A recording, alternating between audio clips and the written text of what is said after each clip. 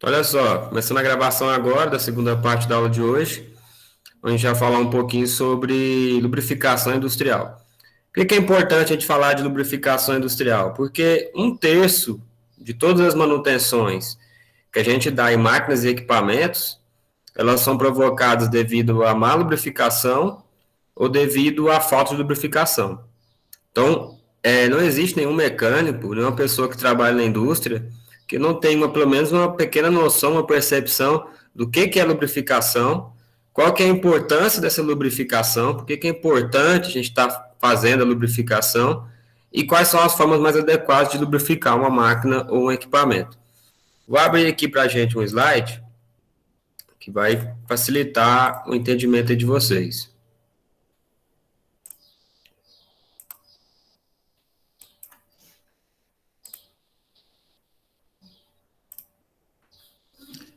Então, olha só, lubrificação industrial.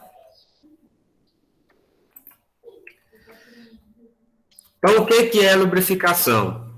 Lubrificação nada mais é do que o ato de manter duas ou mais superfícies de peças em movimento, lubrificadas através do que a gente chama de filme lubrificante ou película lubrificante.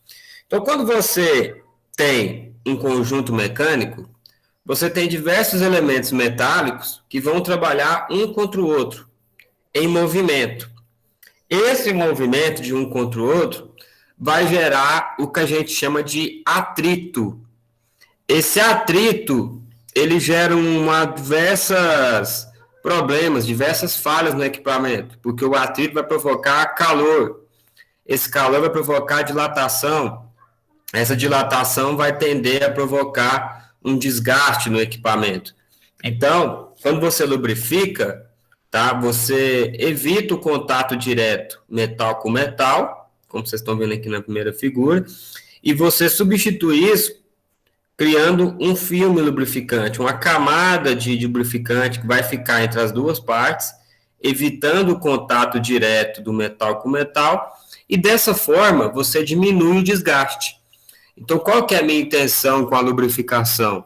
É justamente diminuir o atrito do contato entre partes metálicas e, consequentemente, diminuir a temperatura e evitar o desgaste do conjunto mecânico. Por isso que a lubrificação ela é tão importante. Por isso que a lubrificação ela é necessária. Então, sempre que eu tenho peças metálicas em movimento uma contra a outra, será necessário a lubrificação, tá certo? Então, o princípio da lubrificação, como eu comentei com vocês, ele surge devido ao atrito. E aí, o que é o atrito? O atrito nada mais é do que uma força que se opõe ao movimento. Então, quando você tem um objeto que desliza sobre uma superfície, tá? E você aplica uma força nesse objeto, você vai ter uma força contrária que vai tender a fazer com que esse objeto pare. Essa força a gente chama de força de atrito. Essa força de atrito ela é provocada devido à superfície, né? A qualidade da superfície. Então, quanto mais lisa tiver a superfície de contato, menor será o atrito. Por isso que o polimento, o bom acabamento das peças, acaba diminuindo o atrito, tá? E também é provocado devido à carga, devido ao peso do objeto que está em movimento. Então, quanto maior for o peso desse objeto que está deslizando sobre a superfície, maior será o atrito. Então, o atrito ele pode ser calculado. Como é que eu calculo a força de atrito? Então, a força de atrito ela é calculada pela a força-peso do objeto vezes o coeficiente de atrito que está ligado à rugosidade do solo. Então, quanto maior for a rugosidade da superfície, maior o atrito. Quanto maior for o peso do objeto em movimento, maior também será o atrito. Quando eu lubrifico, qual que é a minha intenção? Eliminar o contato direto do objeto que está deslizando sobre a superfície e, dessa forma, diminuir a força de atrito, evitando o superaquecimento, evitando o desgaste. Essa é a minha intenção quando eu aplico a lubrificação. E quais que são as principais funções dos lubrificantes? Então, o lubrificante, a principal função dele, como eu acabei de comentar com vocês, é a eliminação do atrito, né? É você transformar o atrito sólido em atrito líquido, tá? Através de um lubrificante. Essa é a minha intenção primordial. Só que eu tenho outras funções. Então, o lubrificante, ele também me auxilia no controle do desgaste, tá? Porque ele reduz o desgaste ao mínimo, porque ele reduz o mínimo de contato entre as duas superfícies, devido ao que a gente chama de filme lubrificante. Os lubrificantes também me auxiliam no controle da temperatura, porque eles ajudam a absorver o calor que é gerado pela máquina e o equipamento, e dessa forma eu consigo ter uma queda de temperatura no conjunto, né? Eu consigo ter um resfriamento, e isso é importante dentro dos conjuntos mecânicos.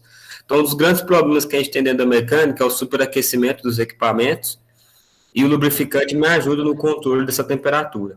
Controle de corrosão também, tá? Então, quando você lubrifica uma superfície do metal, você está isolando a superfície do metal do oxigênio. E dessa forma, consequentemente, você está evitando a corrosão. Então, se você tiver aí uma peça metálica na sua casa, às vezes aquela medalhinha, né, que você ganhou no futebol ali, você pode observar que ela vai ferrujando com o tempo, ela vai escurecendo com o tempo, devido à ação do oxigênio que vai provocando corrosão. Se você passar um olhinho nela ali, ó, você vai ver que vai proteger e vai evitar a corrosão. Então, sempre que você tem uma peça metálica que você lubrifica ela, você protege o metal da corrosão, da ferrugem, tá certo? Eu tenho a questão também do amortecimento de choques. Então, o que é isso? Você pegar um amortecedor de carro, por exemplo, dentro do amortecedor você tem uma quantidade de óleo ali dentro, porque aquele óleo me ajuda a absorver o impacto, né, absorver aquela energia mecânica e transformar ela em energia fluida, aliviando, então, o impacto ali.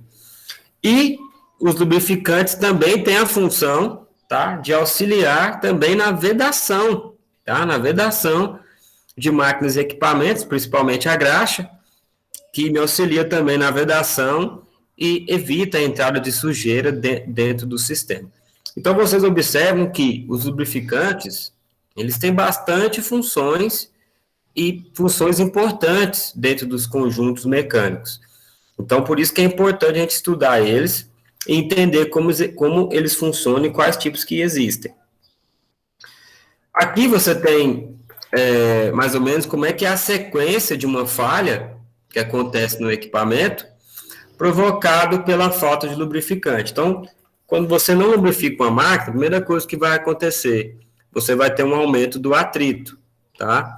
Esse atrito, consequentemente, ele vai aumentar o desgaste do equipamento. Esse atrito, juntamente com esse desgaste, vai gerar um superaquecimento. Esse superaquecimento vai gerar uma dilatação das peças. Essa dilatação das peças vai gerar a questão de desalinhamento. Então, o conjunto vai ficar desbalanceado, você vai ter vibrações. E isso vai gerar também a questão de ruído. Esses ruídos vão provocar, consequentemente, o quê? A gripagem. Então, o que é a gripagem? A gripagem, pessoal, ela acontece quando você tem um sistema mecânico que ele aquece muito, e aí chega um momento que você para ali, né? Você movimentou, gerou muito aquecimento, aí você para. Aquelas partes que estão muito aquecidas ali, que estão em contato direto, elas vão se soldar, vai criar microsoldas ali. Essas microsoldas, quando você retoma o movimento novamente, gera quebra. Então, a gripagem é quando dois elementos mecânicos travam um no outro devido ao surgimento de microsoldas. E isso gera uma dificuldade para romper isso aí. E quando você consegue romper, você gera a quebra, que é justamente a ruptura das peças. Então, essa imagem aqui do lado, ó, ela mostra para mim um pistão, tá? Onde você observa bem aqui que esse pistão, ele sofreu esses danos que vocês estão vendo na imagem aí, né? Justamente provocado, essa falha aqui, provocada justamente devido à falta de lubrificação. Então, aqui foi surgindo o que a gente comentou aqui, ó, atrito, o desgaste, o aquecimento, a dilatação das peças, até chegar ao ponto que você vê, ó, o pistão todo desgastado e a quebra também do pistão aqui na base, ó, devido à gripagem, devido à ruptura da peça aqui, tá? Então, a lubrificação, ela é algo extremamente importante, porque vai evitar o surgimento de diversas falhas. Como eu comentei no início da aula, 1/3 das manutenções que a gente aplica e desenvolve nas máquinas e equipamentos são provocados devido à questão da falta ou má lubrificação, tá?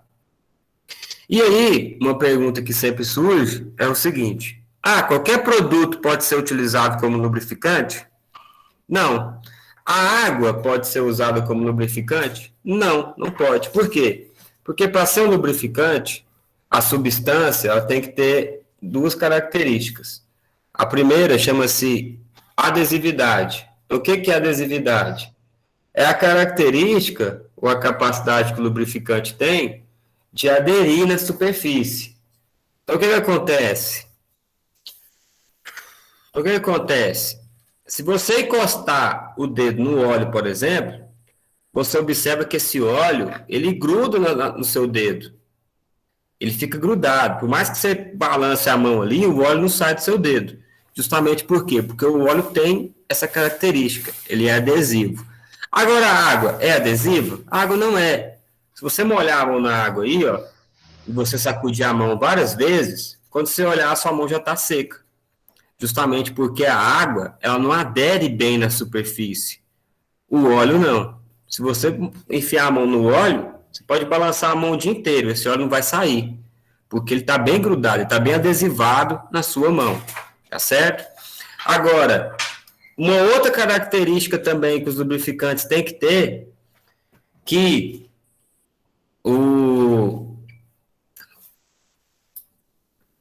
outra característica que os lubrificantes têm que ter, que a água não tem, é a questão da coesividade. O que é a coesividade? A coesividade está ligada a um agrupamento molecular.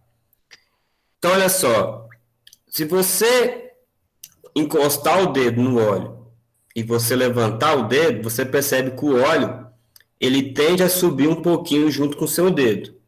Justamente por quê? Porque as moléculas do óleo estão mais agrupadas, estão mais coesas. Coesão quer dizer junto. Então, elas estão mais juntas. Então, elas têm dificuldade de romper esse fio. Então, você consegue levantar o dedo aqui e perceber que o lubrificante acompanha o movimento. Agora, a água não tem coesividade. As moléculas da água, elas estão bem espalhadas. Então, se você encostar o dedo na água e levantar um pouquinho, você percebe que a água não levanta nenhuma palha ali subindo no seu dedo. Justamente porque as moléculas da água estão bem espalhadas, não estão coesas, tá? Então, é por isso que a água e algumas outras substâncias não podem ser usadas como lubrificantes, porque elas não têm adesividade e elas não têm coesividade, tá? Então, para ser lubrificante, você necessita de muita adesividade e muita coesividade na substância. Quando a substância tem essas características, a gente diz que é uma substância oleosa. É uma coisa oleosa. Então, essa oleosidade é o que é necessário para ser um lubrificante. Bacana? Pessoal, qualquer dúvida que vocês forem tendo, fiquem à vontade para perguntar, tá certo? Beleza. Como são classificados os lubrificantes? Então, os lubrificantes, eles são classificados de acordo com o seu estado físico. Então, o lubrificante, ele pode ser líquido, ele pode ser pastoso, ele pode ser sólido, ele pode ser gasoso, tá? Dentro dos lubrificantes líquidos que a gente tem, são os óleos, né? Inclusive, a gente acabou de comentar as características de um líquido lubrificante. Então, os principais lubrificantes líquidos são os óleos. Dentro dos lubrificantes pastosos, tá? Ou semissólidos, se preferir, a gente tem as graxas, tá? Que são bastante usadas também. A gente tem também lubrificantes sólidos. Então, um exemplo de lubrificante sólido é o grafite ou o talco de mica também. Esses lubrificantes sólidos, geralmente, eles são utilizados misturados com as graxas, tá? Até porque o lubrificante sólido, ele não tem todas as características, eles não têm as características ideais de lubrificação. E os lubrificantes gasosos, a gente tem o próprio ar comprimido, que é utilizado, ou o nitrogênio. Por que que não utilizamos tanto os lubrificantes gasosos? Porque eles são mais caros. É mais difícil fazer o controle dos lubrificantes gasosos. Então, por isso a gente acaba usando menos. Qual que a gente mais trabalha em termos de lubrificação hoje na indústria? São os líquidos, através dos óleos, e os pastosos, através das graxas, tá certo? Então, a gente vai dar um foco maior aos que são mais usados, que é justamente aos óleos e às graxas, beleza? Oi, alguém quer fazer uma pergunta aí? Professor, Diga. Eu tava vendo aqui quando terminou o vídeo do link que o senhor mandou, né? Aí entrou outro vídeo, aí tava falando lá nesse vídeo lá, o início dele lá, né? Sobre essa parte aí dos óleos, né? Dos lubrificantes, aí falou lá sobre o silicone. Silicone é lubrificante também? Tem alguma coisa a ver? Ou... Sim, o silicone, ele ajuda na vedação, tá? Quando o silicone ainda está líquido, né? Eu tenho silicone líquido e tenho silicone pastoso. Quando ele ainda está na forma líquida ou pastosa, ele consegue fazer a vedação. Quando ele resseca, aliás, quando ele está líquido, ele faz a lubrificação. Quando ele resseca, quando ele seca ali no ponto de aplicação, ele faz a vedação, entendeu? Então ele tem esse uso também. Não só o silicone, mas a vaselina também. A vaselina, principalmente a vaselina líquida, ela é muito usada na lubrificação de instrumentos de medição, na lubrificação de micrômetro, na lubrificação de paquímetros, tá? Em sistemas mais finos, que exigem a lubrificação mais fina. Eu utilizo também a vaselina. professor, Diga. eu queria saber qual é a diferença que tem entre essa graxa normal e tem aquela graxa branca também, né? Quando chegar na parte de graxa lá, a gente fala, e se talvez você ainda não entender, a gente esclarece, beleza? Certinho. Vamos focar aqui nos óleos, ó. Vamos falar um pouquinho sobre os tipos de óleo que a gente tem. Quais são os tipos de óleos que a gente encontra no mercado? Então, o primeiro tipo de óleo que vocês estão vendo aí são os óleos minerais. Quando eu falo em óleo mineral, é um óleo, pessoal, que ele vem do petróleo. Ele vem da destilação e da refinação do petróleo. Então, os óleos minerais hoje, eles são considerados um dos melhores tipos de óleo que a gente tem no mercado, devido ao custo-benefício que eles têm. Então, a maioria das marcas e equipamentos hoje são lubrificados com óleos minerais. Como vocês estão fazendo um treinamento para serem mecânicos, é importante que o mecânico entenda isso. O que é um óleo mineral? O óleo mineral é um óleo que veio do petróleo. Ele veio da destilação e da refinação do petróleo. É um óleo extraído do petróleo, tá? E que possui excelentes características. Por isso que hoje são os mais utilizados. A gente tem também outros tipos de óleos. Então, a gente tem, por exemplo, os óleos graxos. Então, o que são os óleos graxos? Sempre que você ouvir falar em óleo graxo, pessoal, são os óleos que são de origem animal ou vegetal. Então, qualquer óleo que ele é extraído de um animal ou de uma planta, a gente classifica esse óleo como sendo um óleo graxo. Antigamente, a gente lubrificava as máquinas com esses tipos de óleo. Hoje, a gente não consegue mais, porque as máquinas hoje trabalham com um ritmo e um tempo de trabalho muito grande. Então, esses óleos já não têm as características necessárias. Aonde que eles são empregados geralmente, hoje em dia? São empregados principalmente na fabricação das graxas. Daqui a pouco vocês vão entender quando a gente chegar na parte de graxa. Um outro tipo de óleo que a gente usava antigamente eram os óleos compostos. Então, o que são os óleos compostos? O óleo composto nada mais é do que um óleo feito a partir da mistura de um óleo mineral com um óleo graxo. Então, quando você pegava um óleo mineral e misturava com óleo graxo, que é um óleo de animal ou de vegetal, você tinha um óleo que a gente chamava de óleo composto. Antigamente usava-se muito esse tipo de óleo, por quê? Porque antigamente os óleos minerais eram muito caros. Então não era qualquer empresa que conseguia comprar um óleo mineral puro. Então o que elas faziam? Elas compravam os óleos compostos, porque aí eles eram óleos que tinham parte das características dos óleos minerais, né? E eram óleos mais acessíveis, eram óleos mais baratos, tá? Hoje em dia esse óleo aqui perdeu espaço, por quê? Justamente porque o óleo mineral hoje, ele é muito acessível. O óleo mineral hoje ele é mais barato. Então, não tem por que você comprar um óleo composto. Uma outra coisa que a gente tem são os óleos aditivados. Então, o que são os óleos aditivados? Nada mais são do que óleos minerais que eu vou adicionando substâncias nesse óleo para poder reforçar ou acrescentar alguma característica, alguma propriedade para esse óleo.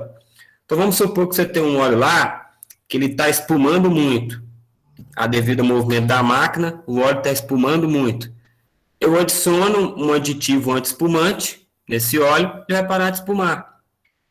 Você tem um óleo que, às vezes, ele está perdendo muita viscosidade, né? Ele está ficando muito fino, como o pessoal costuma dizer. Eu coloco um aditivo ali para ele não perder viscosidade. Então, os aditivos são substâncias que eu misturo no óleo mineral, para melhorar as características dele. É mais ou menos o que acontece com o combustível. Quando você vai abastecer ali o carro ou a moto, você não tem a opção de colocar a gasolina comum ou a gasolina aditivada? Qual que é a diferença entre elas? A gasolina aditivada, você tem uma substância adicionada na gasolina. Essa substância são dois aditivos. É um aditivo detergente, que vai evitar com que a sujeira do combustível fique presa no motor, e eu tenho também um aditivo que melhora o índice de octanagem. O que é o índice de octanagem? É a explosão da mistura entre a gasolina e o ar, né, que dessa forma melhora o arranque do motor, melhora a potência do motor, e, consequentemente, seu carro vai andar mais tempo economizando combustível, tá certo? Então, sempre que eu falo em aditivo, eu estou dizendo em substâncias que são adicionadas aos óleos puros para poder melhorar as características dele. Aqui está uma lista dos principais tipos de aditivos que a gente tem. Então, aquilo que a gente falou, tem um aditivo detergente, que ele serve para evitar a deposição de sujeira no equipamento, evitar que a sujeira presente no óleo fique preso no equipamento. Eu tenho um aditivo antioxidante, que vai evitar o acúmulo de oxigênio no lubrificante. Você já viu que o óleo, quando ele fica escuro, quando o óleo escurece, é porque ele está oxidado, ou seja, ele tem um excesso de oxigênio presente na estrutura do óleo, aí ele escurece. Eu tenho o aditivo antiferrugem, que vai aumentar a resistência desse óleo à corrosão nos locais onde ele for o fluido, ele for passar. Eu tenho um aditivo extrema pressão, que vai evitar que o óleo crie espuma, para resistir maior pressão do equipamento. Eu tenho um aditivo antidesgaste, que melhora a questão de proteção do lubrificante com relação ao desgaste. E eu tenho também os aditivos abaixador do ponto de fluidez e também o aumentador do índice de viscosidade, que daqui a pouco eu vou explicar para vocês quando a gente estiver falando sobre propriedades dos óleos, tá? Vocês vão entender o que é o ponto de fluidez e vocês vão entender o que é o índice de viscosidade. O antilube faz parte desses óleos também, o antilube? O Antilubre é uma marca, né, na verdade, A marca. e ali é um óleo desengripante, tá? Ele é um óleo como qualquer outro. Uhum. Tá classificado aqui também. Só que a Antilubre é uma marca, tá? Uhum. Beleza. Aqui a gente está falando, pessoal, de um outro tipo de óleo, que esse sim, ele é um óleo considerado o melhor óleo do mercado, que são os óleos sintéticos, tá? O que é um óleo sintético? Um óleo sintético nada mais é do que um óleo mineral, só que ele teve uma mudança, uma alteração na sua estrutura molecular, uma sintetização das moléculas. Isso é feito em laboratório. Então é por isso que a gente diz que os óleos sintéticos, eles vêm da indústria petroquímica, tá? Então, a partir dessa alteração, dessa mudança estrutural química aí, né, dessa cadeia molecular do óleo mineral, eu crio um novo tipo de óleo, que a gente diz que é um óleo sintético. Ou seja, é como se fosse um óleo mineral com as suas características melhoradas. Então, é um óleo que vai ter, para mim, propriedades muito melhores. Então, só para você ter uma noção do tanto que esse óleo é melhor, se você, por exemplo, for trocar o óleo da sua moto, do seu carro, e você colocar um óleo mineral, no seu carro, a cada 5.000 quilômetros, você vai ter que trocar esse óleo novamente. Agora, se você pegar o mesmo óleo, só que sintético, e colocar no seu carro, em vez de você trocar com 5.000, você vai trocar esse óleo com 10.000 quilômetros rodados. Então, você consegue rodar o dobro com um óleo sintético do que com um óleo mineral. Só para você ter uma ideia do tanto que esse óleo sintético, ele é bem melhor que um óleo mineral puro. Ser mais caro também, né, professor? Justamente, esse que é o problema. Você acaba tendo um óleo que, consequentemente, ele é mais caro. E aí você tem que, às vezes, fazer uma conta, né? E ver se vale a pena ou não utilizar um óleo mineral ou utilizar um óleo sintético. Tá? Na maioria dos casos, mesmo ele sendo mais caro, a longo prazo ele vai compensar, porque tem propriedades melhores, né? Uma outra coisa que a gente vê muito no mercado, pessoal, são os óleos semissintéticos. Então, cuidado com esse tipo de óleo, porque ele é um óleo que não é nem mineral e nem sintético, ele é semissintético. Então, ele não tem as propriedades que o sintético tem, então você não pode considerar ele como um óleo sintético, aí você pode acabar tendo problemas aí, né? A gente teve um problema aqui no Brasil, um tempo atrás, com os carros 16 válvulas, né? Até hoje, às vezes você fala, carro 16 válvulas, muita gente não quer.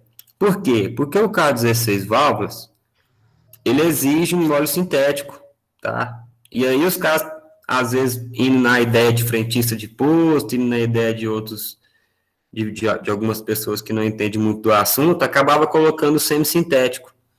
O que acontecia? O motor dava problema. Aí botava a culpa porque era 16 válvulas, mas na verdade a culpa era do lubrificante que não estava sendo adequado, tá? Então, semissintético é um óleo mais fraco do que um óleo sintético. Então, não confundam, tá? Cuidado para não... Esse óleo ele vem especificando, no caso, quando a pessoa for fazer a compra... Isso, todo lubrificante, pessoal, ele tem uma embalagem, né? E nessa embalagem, ele traz ali as principais informações do lubrificante. Dependendo do lubrificante, você tem até catálogo do lubrificante. Então, você, fazendo uma leitura ali da embalagem dele, você consegue pegar essas informações. No caso, quando ele é sintético, vem bem escrito, bem na frente ali da embalagem dele. Ou vai estar na frente ou vai estar no verso. Ok? Bom. Beleza. Aqui falando agora de algumas características dos óleos, né? Então a gente viu os principais tipos de óleos que existem. Diga.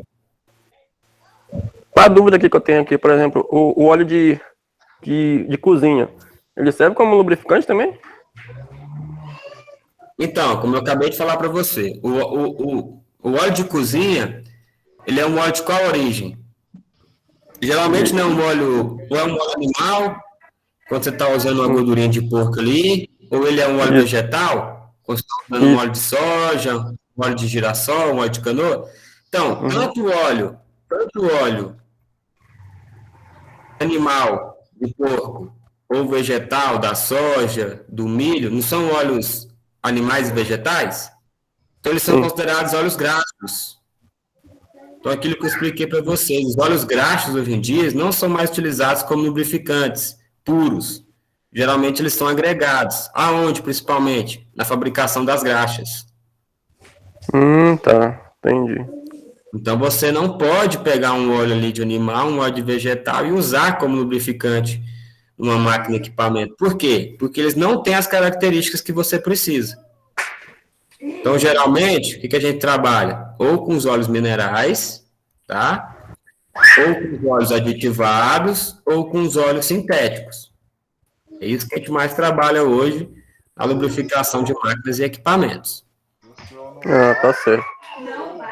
Então, aqui falando das características dos óleos, pessoal, a gente traz para vocês aqui a principal característica que a gente tem, que é a viscosidade. Alguém saberia me dizer o que é viscosidade aí? Alguém? Vamos participar um pouquinho da aula. O que é viscosidade? Quem pode me dizer? A viscosidade é um atrito interno. Acho que eu tô lendo aqui. Mais alguém tem outra ideia? Mas... se a gente for falar aqui, é o que tá escrito aqui, né, senhor? Vai ficar fácil. Com a reação do Você não precisa ler, mas fala mais ou menos o que você acha. Assim, se isso aqui não tivesse aqui escrito, eu não ia saber o que era, não. Agora você já sabe? Assim.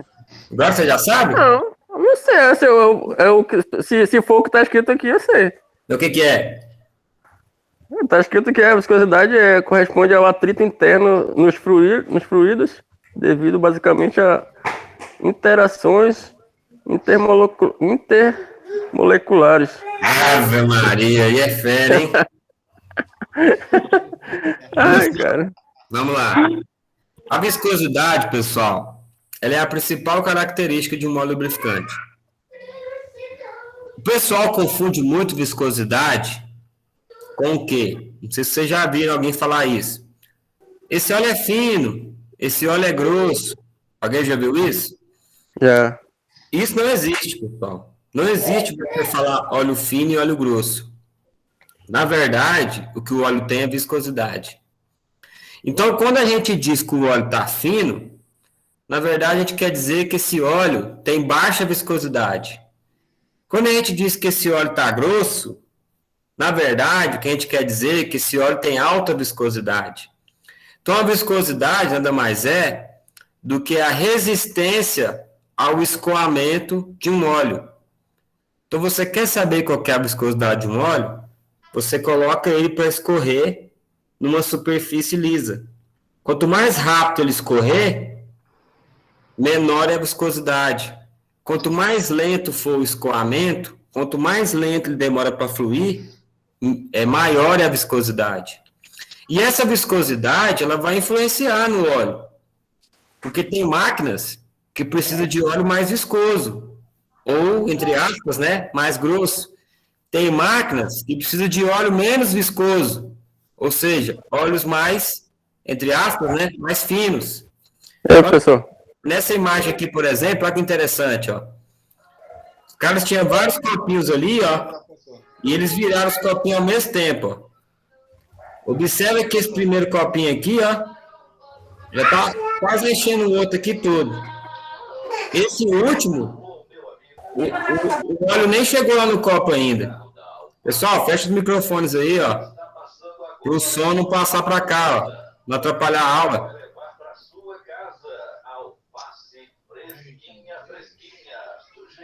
O caminhão do alface tá passando aí, ó.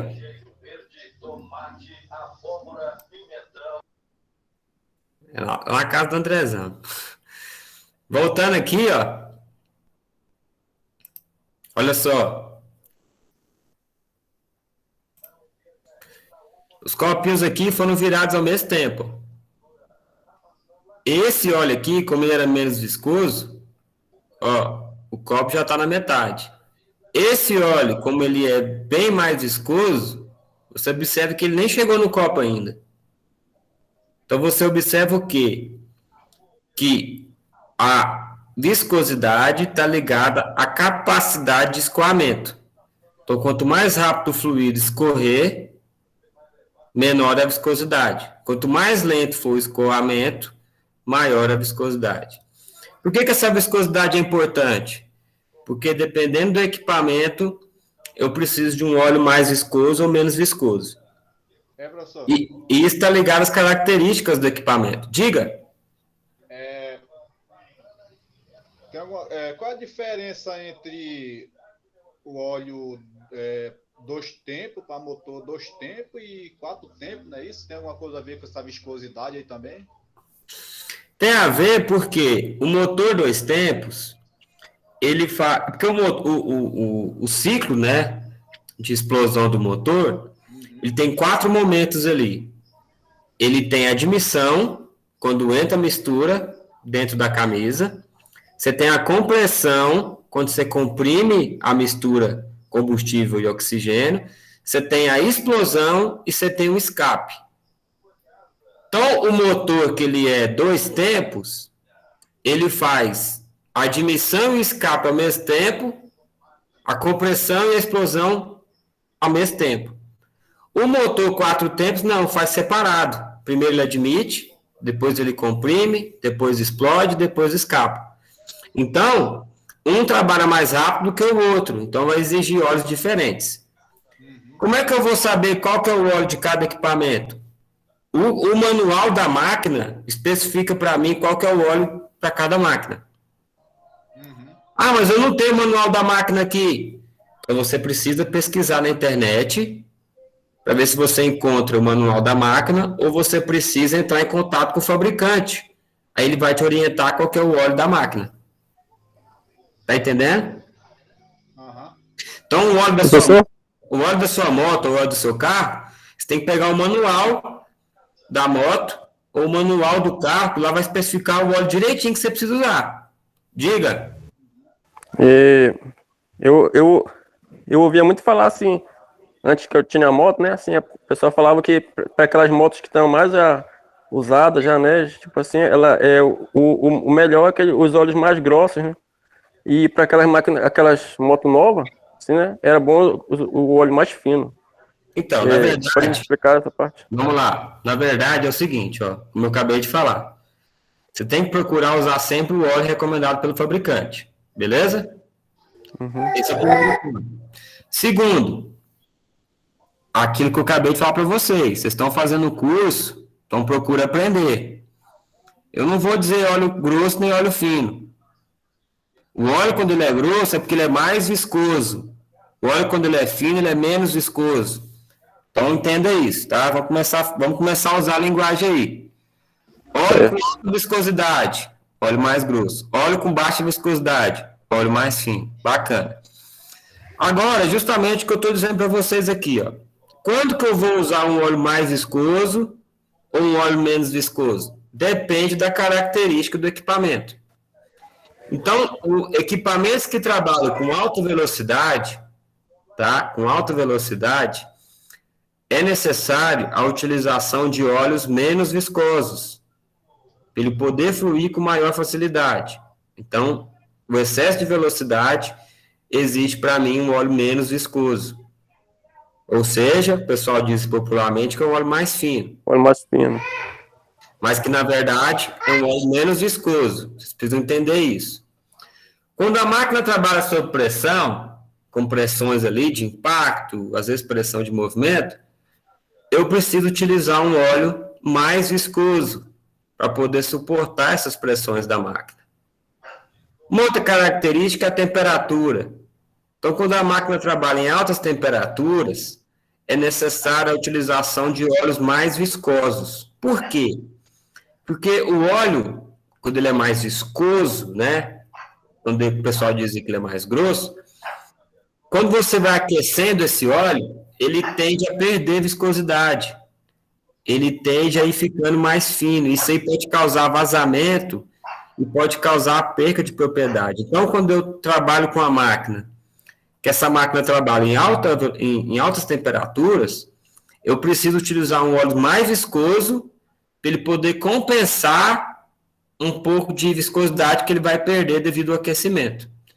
Porque se você já coloca um óleo com baixa viscosidade, com a temperatura ele vai perder mais viscosidade ainda, é onde ele começa a apresentar vazamento. Então é muito comum na mecânica acontecer isso. O cara começa o dia ali, liga a máquina ali e não está vazando. Aí lá pro final do dia, a máquina está vazando. Aí ele fala, não, a máquina está vazando, amanhã tem que arrumar. Aí no outro dia cedo liga a máquina, não está vazando. Aí fala, mas estava vazando ontem. É justamente por conta disso. Quando a máquina está fria, ela não está vazando. Quando a máquina esquenta, o óleo perde viscosidade, aí começa a vazar. Uma outra característica é as folgas. Aqui vai entrar o que o Marco falou aí. Então, quando a máquina tem muita folga, tá?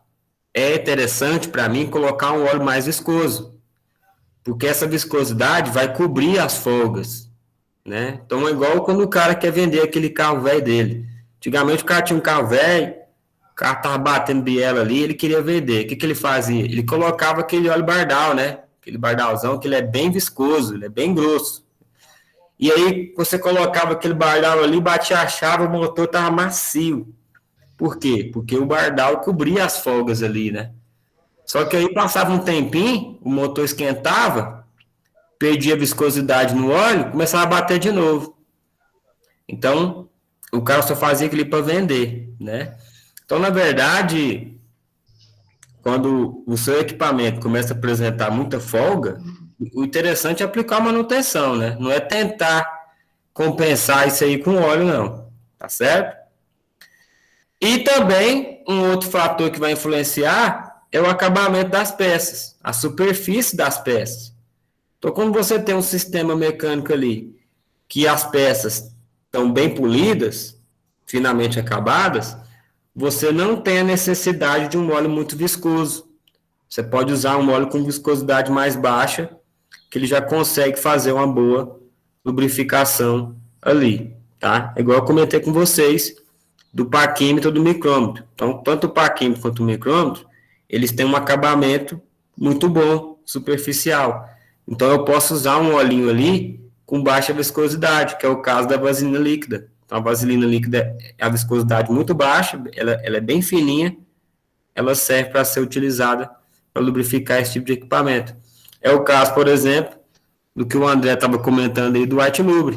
Então, o White Lubre ele é um óleo com baixíssima viscosidade, ele é bem fininho.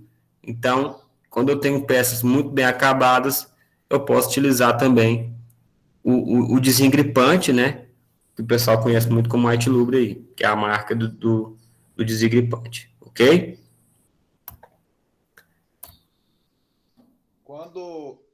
Quando o óleo tá assim, eu fiquei pensando assim agora no motor da moto.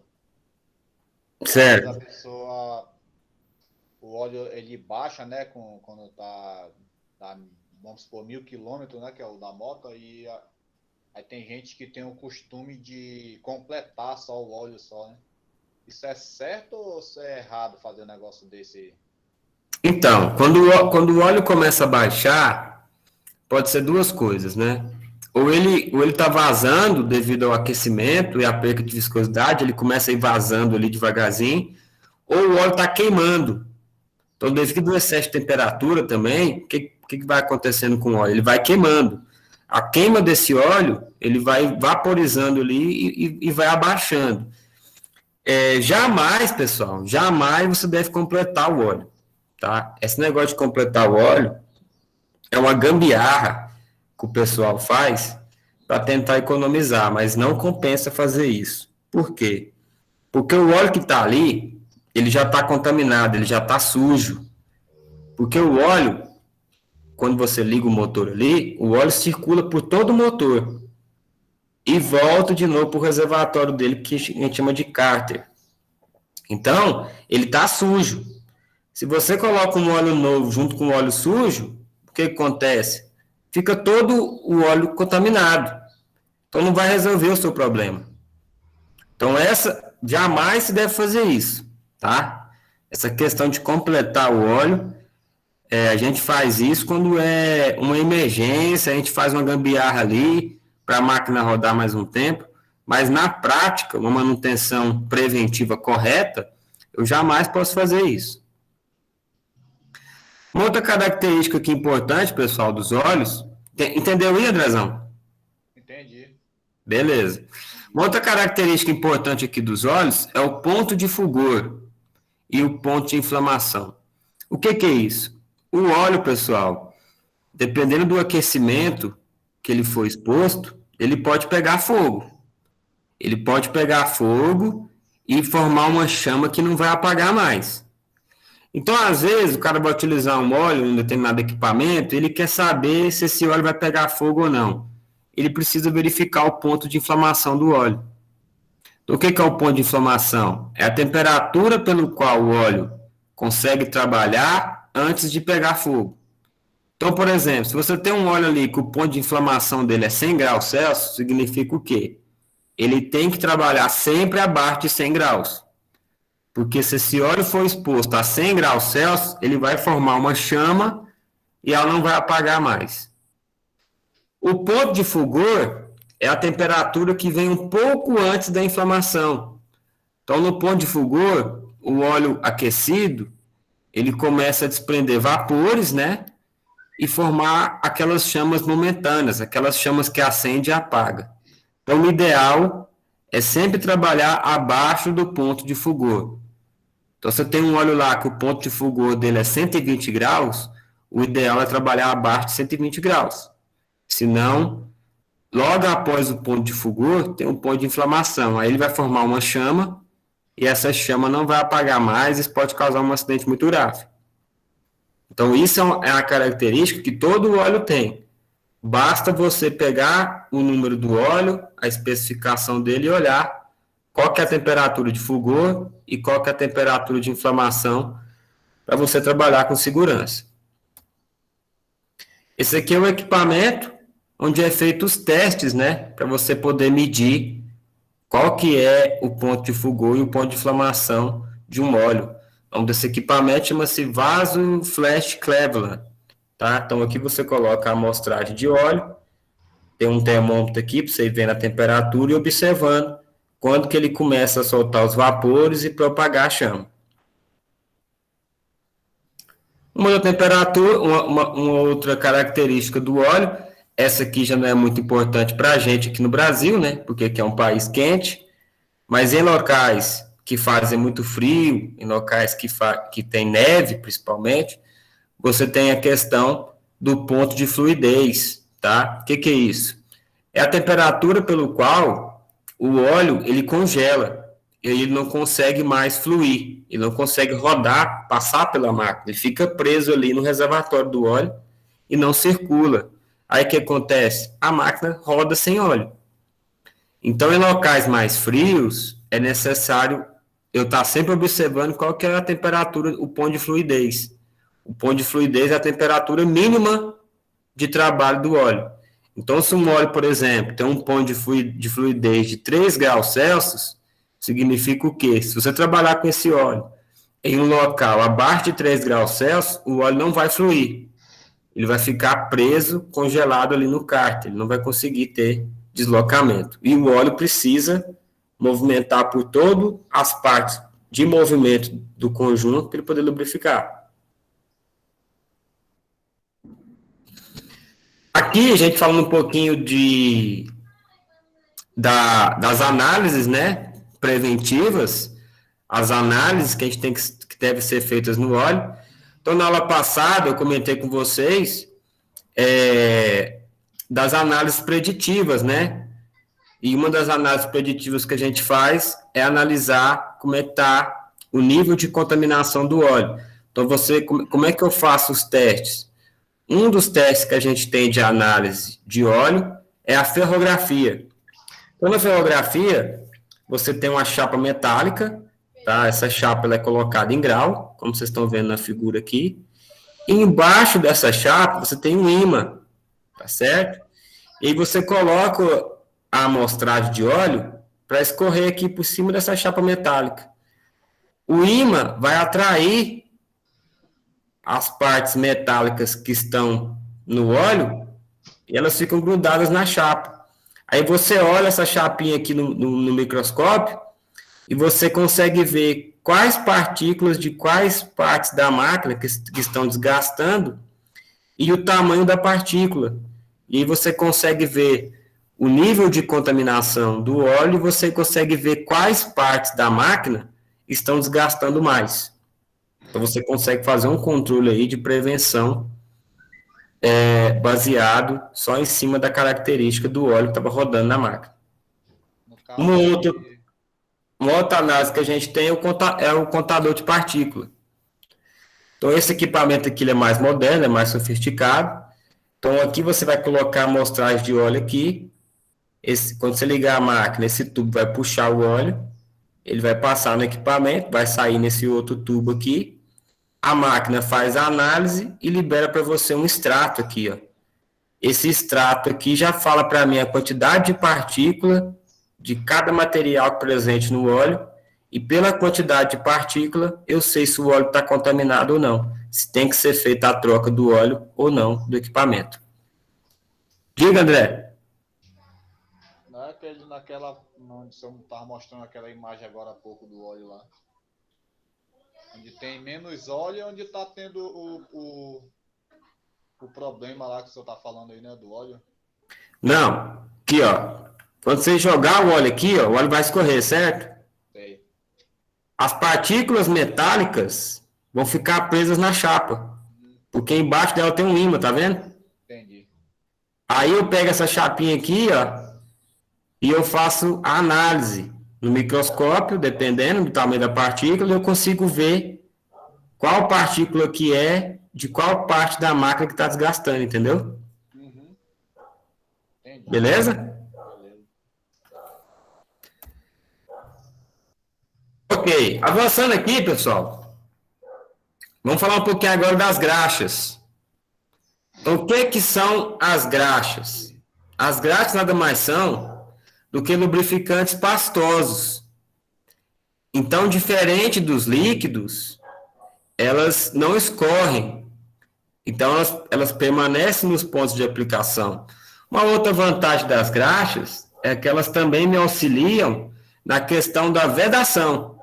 Então, as graxas, elas são utilizadas tanto na aplicação, quanto também na questão da vedação. Como é que é feita uma graxa? É uma pergunta que sempre surge. Então, a graxa, ela é feita a partir da mistura de um sabão metálico, tá? E com óleo mineral. Então, quando você pega o sabão metálico e mistura com óleo mineral, você cria uma substância pastosa que a gente chama de graxa. Aí, a outra pergunta que surge, né? O que é um sabão metálico? Você já viram aquele sabão de soda? Que às vezes a avó de vocês fazia? Alguém aqui já viu? Sabão de quê, professor? Não, Que é sabão de soda, que é sabão caseiro. Já vi, já. Então, naquele sabão ali, você pega a soda, mistura com a banha de porco, põe outros produtos ali, álcool, põe no tacho, vai mexendo até formar o sabão, não é isso? É. Esse processo aqui do sabão metálico é bem parecido, é quase a mesma coisa. Só qual que é a diferença? Em vez de você usar a soda, você vai usar um metal. Esse metal vai dar nome à graxa. Como assim o metal? Você pega o metal, corta ele em cubos, né, em pedaços, e vai misturando ali no tacho, num processo controlado, até formar. Aí vai dissolvendo, né? Ele vai dissolvendo. Então, por exemplo, ó, você tem as graxas de lítio, o lítio é um metal. Você tem a graxa de cálcio, Também metal. também é metal. Você tem a graxa de sódio, que também é um metal. Você tem as graxas mistas.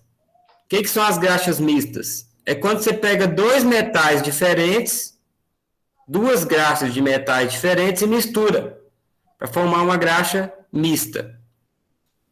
E eu tenho uma outra graxa especial, que são as graxas de argila, tá? Então, as graxas de argila, pessoal, qual que é a grande diferencial das graxas de argila?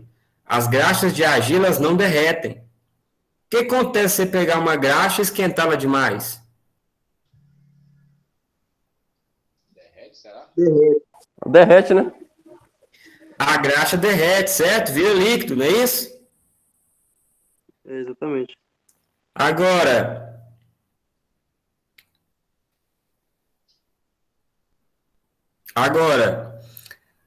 a graxa de argila não. A graxa de argila, você pode tocar fogo nela, que ela não derrete. Então, quando você tem equipamentos que trabalham em altas temperaturas, por exemplo, pensa num rolamento que trabalha dentro de um forno.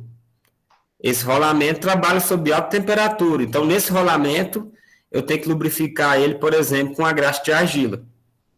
É uma graxa que não vai derreter com a temperatura. Estão entendendo? Essa argila é um metal também? Ou Não, a argila é argila mesmo. aquele barro que tem... Isso, exatamente. Eu consigo fazer um sabão utilizando aquilo ali. É mesmo, né? Estão entendendo? Então, a graxa ela é feita através de um processo não igual ao da sua avó lá, não. No tachinho ali, não. É um processo controlado. Nessa figura que vocês estão vendo, por exemplo, aí, ó, é o exemplo de uma fábrica de graxa.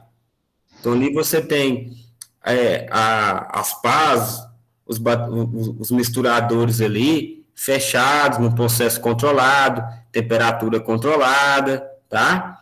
É todo um processo controlado até criar uma composição pastosa ali, tá certo? Com relação à cor da graxa, pessoal, a cor da graxa é um corante que é colocado ali. Então, muita gente às vezes pensa que a cor da graxa identifica o tipo de graxa. Não, não tem nada a ver. Você tem graxa de lítio, que ela pode ser azul, que ela pode ser amarela, que ela pode ser verde, que ela pode ser vermelha. Você tem graxa de cálcio, da mesma coisa, pode ser branca, pode ser amarela, pode ser azul, tá? A gente tem também aquela graxa alimentícia, não sei se vocês já ouviram falar. A graxa alimentícia, ela tem uma característica de ser branca, né? A cor dela, ela é branca. E ela é feita de uma composição química que você consegue, mesmo se a pessoa ingerir uma pequena quantidade dessa graxa, ela não vai passar mal, tá? Então, elas são graxas que mesmo se alguém consumir, por algum motivo ela encosta no alimento ali, ela não vai trazer problema à saúde, tá? É claro que o cara não pode consumir muito, né? Ele vai passar mal, mas se uma pequena quantidade encostar no produto e a pessoa consumir, ela não vai ter problema. É uma graxa que a gente diz que ela é atóxica, ou seja, ela não é tóxica ao organismo. É comer a graxa para evitar o atrito entre os dentes. Vai nessa aí que você vai ver a dor de barriga que vai te dar. Professor, Diga. aquela parte lá que eu perguntei lá, quase no começo lá, sobre a graxa branca. É a mesma graxa ou tem alguma diferença? Quando essa graxa branca a gente é usada para passar na corrente das motos, por exemplo. Eu acabei de explicar para vocês. A cor da graxa não tem nada a ver com o tipo de graxa. É o corante. Não, mas só que assim... É um corante colocado. Se você quer saber o que graxa que é, você tem que olhar na embalagem dela, no manual dela, na especificação dela. Mas ela é a mesma graxa. Todas as graxas são igual. É isso? Tem o mesma função. Não. Dependendo do tipo de sabão, as graxas têm funções diferentes. Estou dizendo para você que a cor não influencia. Pois é, Entendeu? é porque, assim, quando eu tinha moto, eu ia na oficina comprar, comprar as coisas, tinha lá, vendia um vidrinho com uma graxa branca, que era específica para passar na corrente da moto, Sim, entendeu? mas você já olhou qual que é a composição dessa graxa branca? Não olhei, não. Então não tem como a gente saber que graxa que era. Pois é, É pô, isso era que assim, é isso que eu estou te dizendo. O fato dela ser branca não quer dizer nada. entendi. O pessoal fala, essa aqui que é a boa, essa aqui que é a boa para a corrente. Beleza, mas você chegou a olhar a composição dela? Não, não olhei. Então você não Não, sabe. não olhei, não. Não, ninguém olha. Ninguém olha, né? É, ninguém olha, a gente não sabe, né? Não entende disso aí, a gente Justamente. vai passando. Agora fica a dica aí, ó. Próxima vez que você for lá, você não, deixa eu ver qual que é a composição dessa graxa. Aí você vai saber se ela é de cálcio, se ela é de lítio, se ela é mista, se ela é de argila. Aí você vai conseguir ter uma noção de qual que é a propriedade dela, entendeu? Agora, só o fato da cor, isso não quer dizer nada, porque eu tenho graxa branca para várias aplicações diferentes. É um corante que é colocado. A graxa atrai muita sujeira, né, professor, também? Exato, a graxa ela tem uma adesividade maior do que a dos óleos, então ela acaba atraindo muita contaminação, muita sujeira. Então, é por isso que tem alguns locais que eu não posso usar graxa, por conta dessa contaminação. Então, por isso que a gente tem aqui, ó, quais são as principais vantagens das graxas? Então, as graxas, elas promovem uma melhor vedação contra água e impurezas, tá? As graxas permanecem nos pontos de aplicação. Para onde você aplicar a graxa, ela vai ficar ali aplicada. As graxas promovem maior economia em locais onde os óleos escorrem, tá? Então, tem locais que você não pode usar óleo, porque o óleo vai escorrer, que é o caso da corrente. Então, eu utilizo a graxa. As graxas possuem maior adesividade do que os óleos, justamente o que o André estava perguntando aí agora. Então, como a graxa possui maior adesividade, a sujeira também gruda mais fácil na graxa. E aí, dependendo do sistema, gera uma contaminação, pode danificar o sistema ali. Então, eu não posso usar a graxa nesses casos. Então, quais são as desvantagens da graxa com relação aos óleos? Então, os óleos dissipam melhor o calor do que as graxas. Então, você tem uma caixa ali fechada, né? Um sistema fechado ali, tipo um redutor, um mecanismo fechado. Geralmente, a gente coloca óleo.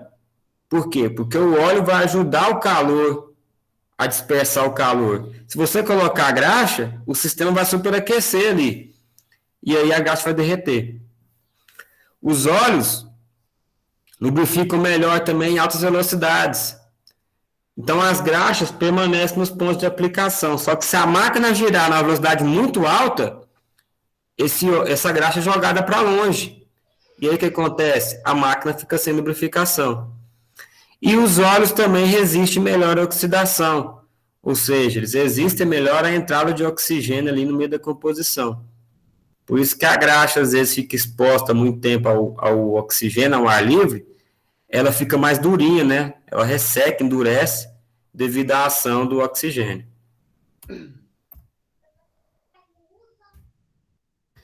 Então, aqui, pessoal, ó, eu pergunto para vocês, graxa tem viscosidade? O que vocês acham? Tem, Lembra que eu falei que viscosidade... eu acho que tem. Lembra que eu falei que viscosidade está ligada ao escoamento? Não sei não. A graxa escoa? Não. A graxa flui? Depende. Não, pessoal, graxa não flui. Graxa é pastosa. Então, viscosidade é uma característica dos líquidos, tá? Graxa não tem viscosidade. Isso que eu falei, que não tem. Graxa tem, o que graxa tem chama-se consistência. Então, a graxa, ela pode ser mais durinha, né? Mais firme, ou ela pode ser mais molinha, bem molinha. O nome disso aí é consistência. Então, quando eu digo que a graxa é mais consistente, quer dizer que ela é mais durinha. Quando eu digo que a graxa é menos consistente, quer dizer que ela é mais molinha. Quando que eu devo usar uma graxa mais consistente ou uma graxa menos consistente? Depende principalmente da temperatura. Então, quando as máquinas trabalham em temperaturas mais altas, eu preciso colocar uma graxa mais consistente, porque ela vai ser mais durinha, ela vai suportar melhor aquela temperatura. Quando a máquina trabalha num local mais frio, tá? Num local mais frio, eu coloco uma graxa com menos consistência, mais molinha, porque com a temperatura mais baixa, a graxa vai tender a endurecer, a ficar mais firme. Se eu coloco uma mais com a consistência mais baixa, ela suporta bem aquela temperatura baixa e executa bem a sua função ali. Então, essa é uma característica que eu tenho que observar na graxa, a consistência. Uma outra característica que eu observo na graxa é o ponto de gota. O que é o ponto de gota? Lembra que eu comentei com vocês que dependendo da temperatura, a graxa ela vai tender a virar líquido? Lembra que eu falei isso? Então, qual que é a temperatura que ela vai virar líquido? Aí depende, cada graxa tem uma temperatura. Você precisa verificar o ponto de gota dela. Então, se você vê lá no rótulo da graxa, ou no manual dela, que fala que o ponto de gota dela é 50 graus, o que isso quer dizer? Ela só vai derreter se ela chegar a temperatura de 50 graus. Aí você pega uma outra graxa, está escrito lá que o ponto de gota dela é 35 graus, 40 graus. Isso quer dizer que se ela chegar a temperatura de 40 graus, ela vai derreter. Então, isso aqui é importante você saber qual que é o ponto de gota da graxa. Porque dependendo da temperatura de gota, se você aplicar no equipamento que vai ter uma alta temperatura de aquecimento, essa graxa vai derreter e você vai ficar sem a lubrificação que você precisa ali. Então, repetindo, o que é o ponto de gota? É a temperatura onde inicia a mudança do estado pastoso para o estado líquido. Ou seja, quando a graxa começa a virar líquido. O ideal é sempre trabalhar na temperatura abaixo do ponto de gota da graxa. Uma outra característica das graxas que você precisa observar é a resistência à água. Então, as graxas, geralmente, elas resistem bem à umidade, resistem bem ao contato com a água, por isso que elas são usadas até auxiliando na vedação. Porém, as graxas à base de sódio, elas não suportam bem a questão da umidade. Então, se eu for utilizar graxa de sódio em sistemas que tem água, provavelmente ela vai dissolver na água e você vai perder o lubrificante, tá? Então, é preciso observar sempre esses detalhes de utilizar o lubrificante de acordo com a recomendação do fabricante. Se o fabricante fala para usar uma graxa de lítio, você usa de lítio. Se ele fala para usar uma graxa de cálcio, você usa de cálcio. Se ele fala para usar uma graxa de sódio, você usa de sódio. Não vai basear na cor da graxa, não, senão você vai enrolar. Uma outra característica é a resistência ao trabalho. Então, tem graxas, pessoal, que dependendo da velocidade da máquina, quando você põe para rodar ali, ela sai do ponto de aplicação e o sistema trabalha a seco. Então, uma graxa que ela tem uma boa resistência ao trabalho, mesmo a máquina girando ali em movimento, ela permanece nos pontos de aplicação. Isso também é conhecido como resistência ao trabalho. Beleza?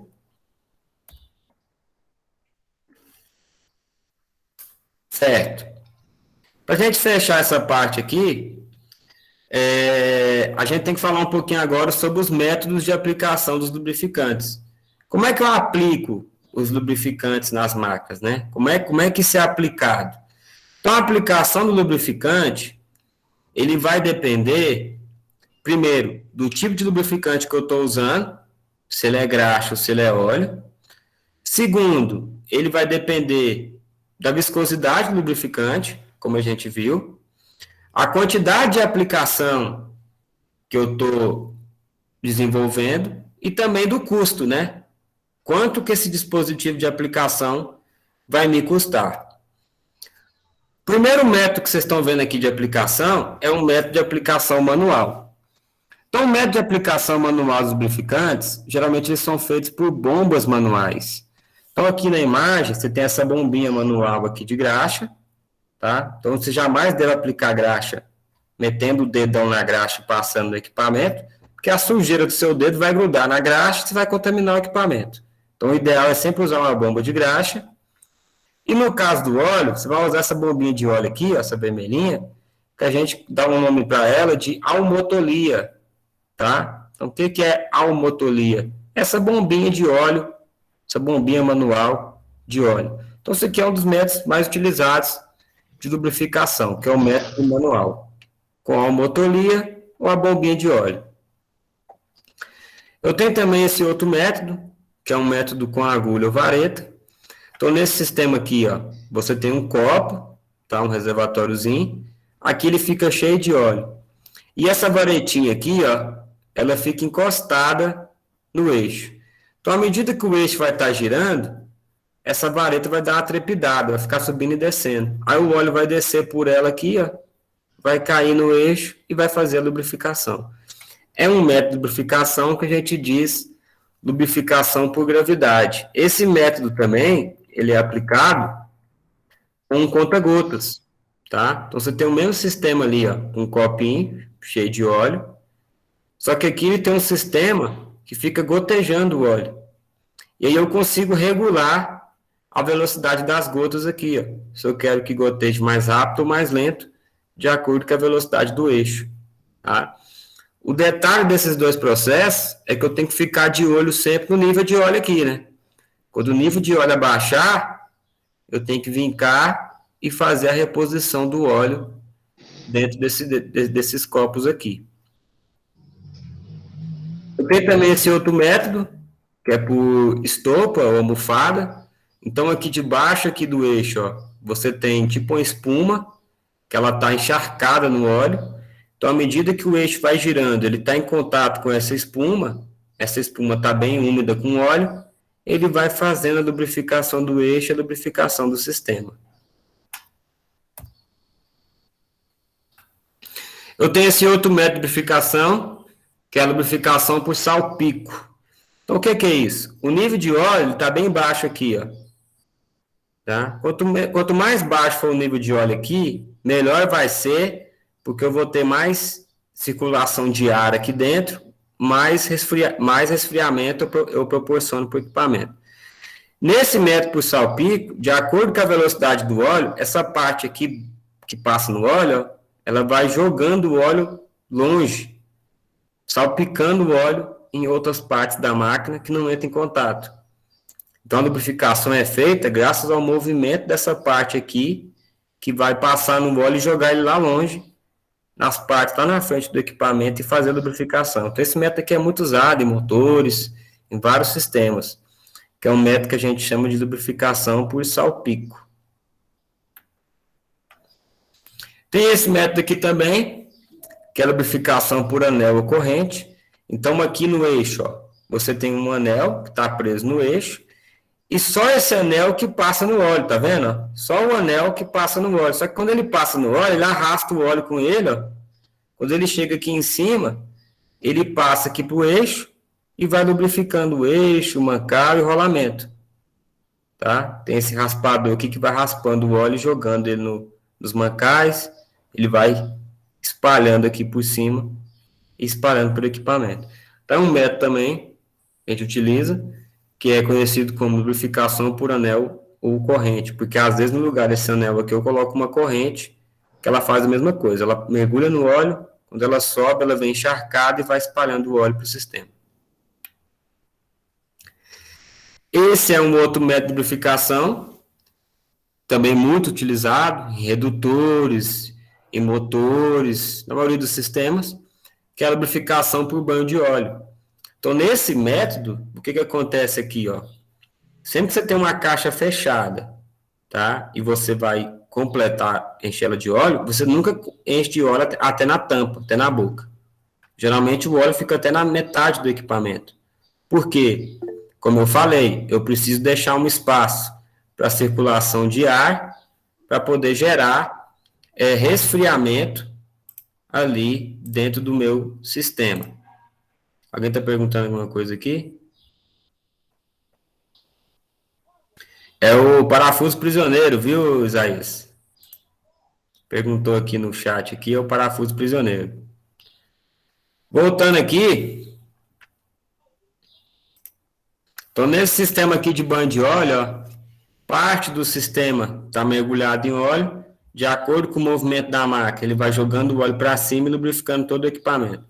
Então, por isso que eu sempre mantenho o nível do óleo na metade, tá? Porque eu preciso deixar uma quantidade de ar lá dentro para a circulação do ar, para fazer o resfriamento do óleo, o resfriamento do conjunto. Nunca posso encher uma caixa de óleo até na boca.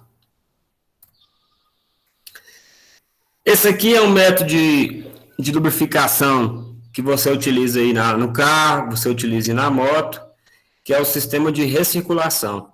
Então, nesse sistema aqui, você tem aqui o reservatório de óleo embaixo, né, que a gente chama de cárter. Aí você tem uma bomba de óleo. Essa bomba de óleo vai puxar esse óleo daqui, jogar lá em cima do sistema, lubrificar todos os componentes, aí ele vai cair de novo no cárter, a bomba vai puxar de novo e ele vai ficar recirculando aqui, ó. Então, é um sistema que a gente chama de lubrificação por circulação. Isso é feito graças à utilização de quem? De uma bomba de óleo. O único detalhe aqui desse sistema que você tem que ficar atento é se a bomba de óleo está funcionando. Porque se essa bomba de óleo parar, o óleo vai parar de circular. Se o óleo parar de circular, o seu sistema vai trabalhar sem lubrificação e você vai ter problemas.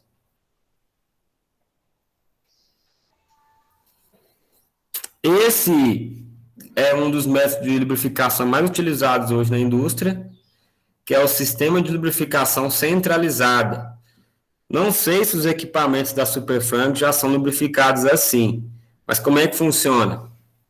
Ele tem uma central de óleo, ou de graxa, que vocês estão vendo aqui, e aí da central, você tem os tubos que vão saindo e vão sendo conectados em todas as partes do equipamento que precisa de lubrificação. Então, à medida que você vai bombeando isso aqui, ó, a graxa, o óleo, vai saindo aqui pelos tubos e lubrifica todas as partes da máquina que eu preciso. Às vezes, também, esse sistema, ele é automatizado, ou seja, a única função que você tem é de ficar abastecendo a central aqui, ó. Você abastece a central e o próprio equipamento vai espalhando os óleos aqui para todos os pontos de lubrificação da máquina. Não sei se na Superfrang já é assim, mas a maioria dos equipamentos hoje na indústria moderna são lubrificados através dessa central. E é função do operador verificar se a central aqui está abastecida e fazer o reabastecimento dela, para manter todo o equipamento lubrificado. Então, é um sistema que gera para mim economia de tempo e economia também de lubrificante, porque a central aqui já espalha de maneira igual para todas as partes que são importantes da máquina. Então, se quer feito de maneira automatizada, eu ganho muito tempo com isso. Minha única função aqui, detalhe, é observar o abastecimento da central. Pessoal, tranquilos? Tranquilo. Então, por hoje é isso aí, tá? A gente encerra essa parte da teoria por aqui, tá?